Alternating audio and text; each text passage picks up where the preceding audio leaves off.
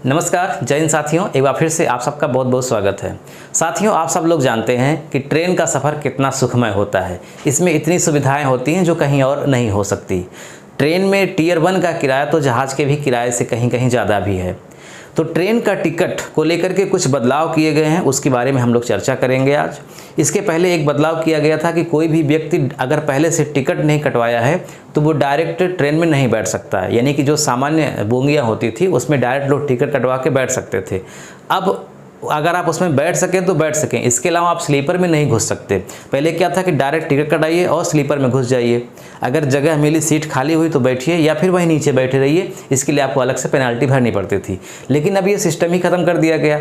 अब आप तभी स्लीपर में या टियर 1, टियर 2, टियर 3 में जा सकते हैं जब आपका टिकट कन्फर्म हो गया हो। इसको लेकर के बड़ी समस्याएँ भी हुई, बड़ा लोगों को झेलना भी पड़ा, आम नागरिकों को, क्योंकि भारत दुनिया का सबसे अधिक जनसंख्या वाला देश है। अभी बदलाव ये हो रहा है कि 1 नवंबर से ये बदलाव शुरू होगा कि आप अधिक से अधिक 60 दिन पहले ही टिकट कटा सकते हैं, उसके पहले नहीं। अभी तक का नियम ये था कि आप 4 महीने पहले से टिकट कटा करके रख सकते थे, लेकिन अब ऐसा नहीं होगा। तो इसी के बारे में हम लोग जानेंगे। और चूँकि हर भारतीय ट्रेन से सफ़र करते हैं, इसलिए सबको ये जानना चाहिए जो भी इसमें बदलाव होता है।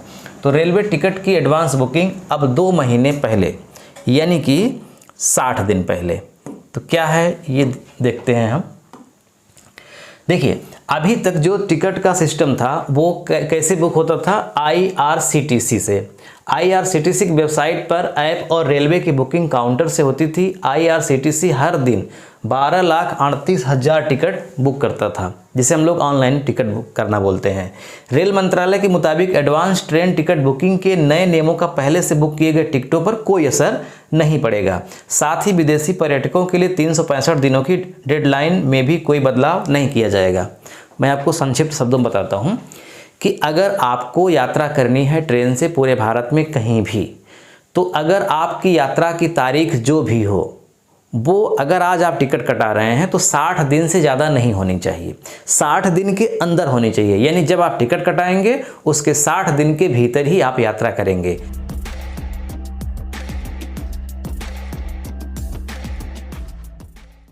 लेकिन जो लोग 3 महीने पहले से कटवा लिए हैं टिकट या 4 महीने पहले से कटवा लिए हैं, तो क्या उनका टिकट रद्द हो जाएगा? नहीं, उनका भी टिकट जारी रहेगा, चालू होगा, काम आएगा, जो लोग पहले से टिकट कटवा चुके हैं। लेकिन अब 1 नवंबर से जो लोग टिकट कटवाएंगे वो अधिक से अधिक 60 दिन बाद, यानी जब टिकट कटाएंगे 60 दिन के भीतर उनको एक तरह से यात्रा करनी होगी। लेकिन जो विदेशी लोग आएंगे भारत में घूमने के लिए, उनके लिए 365 यानी 1 साल पहले भी वो टिकट कटा सकते हैं। बात समझ आ रही है? यानी जो पहले का सिस्टम था, पहले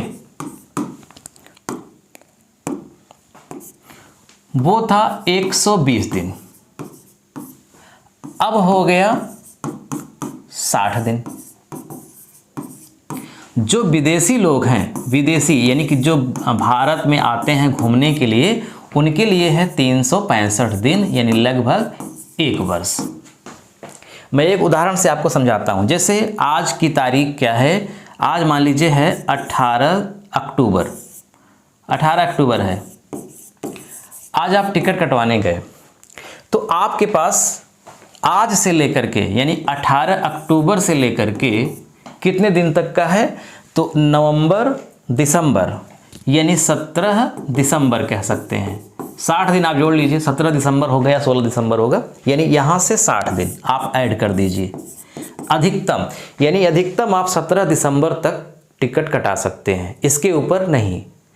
इसके पहले आप कटा सकते हैं 16 दिसंबर, 15 दिसंबर, 14 दिसंबर, और यहाँ वर्तमान यानी कि 18 अक्टूबर तक का। इसके पहले क्या था कि 120 दिन यहाँ पे जोड़िए, 120 दिन। अच्छा, ऐसा किया क्यों गया? ऐसा इसलिए किया गया क्योंकि बहुत ज़्यादा लोग टिकट पहले से कटवा लेते थे और उनको कैंसिलेशन करवाना पड़ता था, उसके लिए प्रोसेसिंग फ़ीस रिफंड होता था। और ये भी आलोचना झेलनी पड़ती थी सरकार को कि पहले से टिकट का व्यवस्था इसलिए की है ताकि अधिक से अधिक वो मुनाफा कमा सके, क्योंकि जो लोग टिकट कटाएंगे उसका पैसा तो रेल मंत्रालय यूज ही कर रहा है, तो अधिक से अधिक मुनाफा कमाने के लिए ये अधिक समय दिए हैं।